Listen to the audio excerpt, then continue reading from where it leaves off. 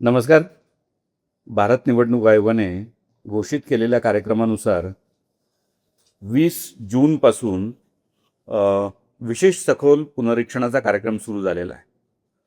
या कार्यक्रमाचं वेळापत्रकानुसार 20 जून ते 29 जूनपर्यंत आपण गणनापत्रकाची छापणी आणि BLOचं ट्रेनिंग घेणार आहोत आणि त्यानंतर सर्वात महत्त्वाचा टप्पा जो असणार आहे तो 30 जून ते 29 जुलैचा असणार आहे. या कालावधीमध्ये जिल्ह्यातील 8ही विधानसभा मतदारसंघातील प्रत्येक मतदान केंद्राकरता नियुक्त केलेल्या बूथ लेवल ऑफिसर म्हणजे BLOच्या माध्यमातून गणनापत्रक प्रत्येक कुटुंबापर्यंत पोहोचवण्यात येणार आहे. BLO कुटुंबामध्ये आल्यानंतर कुटुंबातील सर्व मतदारांची माहिती प्रत्येक मतदाराकरिता असलेल्या स्वतंत्र गणनापत्रकामध्ये नोंदवणार आहे. मतदारांची किंवा त्या कुटुंबातील प्रमुखाची स्वाक्षरी किंवा अंगठा घेणार आहे आणि ते सर्व जमा करणार आहे मतदार नोंदणी अधिकारी यांच्या कार्यालयामध्ये आणि त्यानंतर त्या सर्वांपासून एक मतदार यादी तयार होईल, जी प्रारूप मतदार यादी असेल आणि प्रारूप मतदार यादीवर सुद्धा त्यानंतरच्या 1 महिन्याच्या कालावधीमध्ये क्लेम्स आणि ऑब्जेक्शन, हरकती आणि दावे स्वीकारले जातील आणि त्यांच्या पडताळणीअंती अंतिम मतदार यादी 7 ऑक्टोबरला प्रसिद्ध करण्यात येणार आहे. मी या माध्यमातून सातारा जिल्ह्यातील 8ही विधानसभा मतदारसंघामधील सर्व नागरिकांना विनंती करतोय, आवाहन करतोय की प्रशासनाच्या वतीने, जिल्हा निवडणूक अधिकारी यांच्या वतीनं जे बूथ लेवल ऑफिसर आपल्या घरी येणार आहेत ते आपल्या नावाचा समावेश मतदार यादीमध्ये करण्यासाठी येत असल्यामुळे मागत असलेली माहिती आपण निश्चितपणे पुरवली पाहिजे.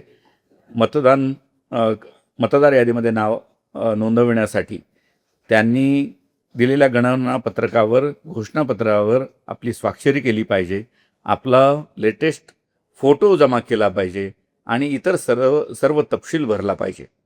या सखोल पुनरीक्षणाच्या माध्यमातून मतदार याद्यामध्ये असलेले मयत मतदारांची नावं, एकाच मतदाराची अनेक ठिकाणी असू शकणारी डबल नावं ही सर्व वगळली जाणार आहेत. पूर्वीची मतदार यादी जाऊन नव्यानं तयार होणारी मतदार यादी नंतरच्या निवडणुकांसाठी वापरली जाणार असल्यामुळे सर्व मतदारांनी आपल्या मतदानाचा हक्क बजावण्यासाठी व या मतदार यादीमध्ये आपल्या नावाचा समावेश होण्यासाठी गणनापत्रकावर माहिती भरून स्वाक्षरी करणं अतिशय महत्त्वाचं आहे.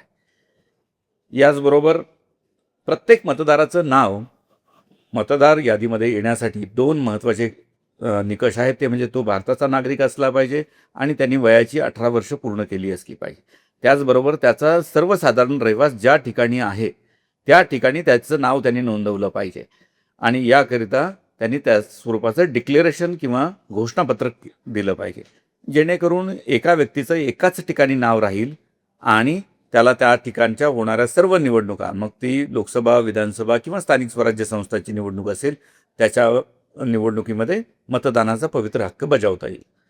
मी पुन्हा एकदा विनंती करतो की सातारा जिल्ह्यातील सर्व पात्र नागरिकांनी मतदार यादीमध्ये नाव नोंदवण्यासाठी त्यांच्या घरी येणाऱ्या BLOला सहकार्य करावं आणि आपला हक्क बजावण्यासाठी आपल्या या कर्तव्याची पण पूर्तता करावी. नाही, बघा, आपला पावसाळ्याचा कालावधी हा जून टू सप्टेंबर हा असतो आणि पर्जन्य वर्षामध्ये आपलं ॲव्हरेज रेनफॉलनुसार पाऊस किती पडलेला आहे याची गणना केली जाते आणि त्यानंतर दुष्काळ किंवा दुष्काळ सदृश परिस्थिती याविषयीचा निर्णय शासन घेत असतं.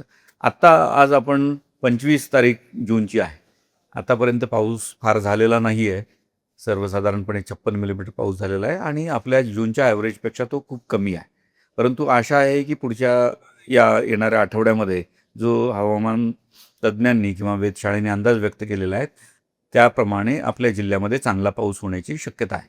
आपण आशा करूया की पाऊस होईल आणि निश्चितपणे या खरीपामध्ये सुद्धा सर्व शेतकऱ्यांना चांगलं उत्पादन घेण्याची संधी मिळेल. जर काही दुर्दैवाने अल निनोचा इफेक्ट आपल्याकडे जाणवला तर त्यासाठी पूर्वतयारी शासन म्हणून आपण निश्चितपणे करत आहोत. सर्व उपाययोजना आपण त्यानंतर करणार आहोत.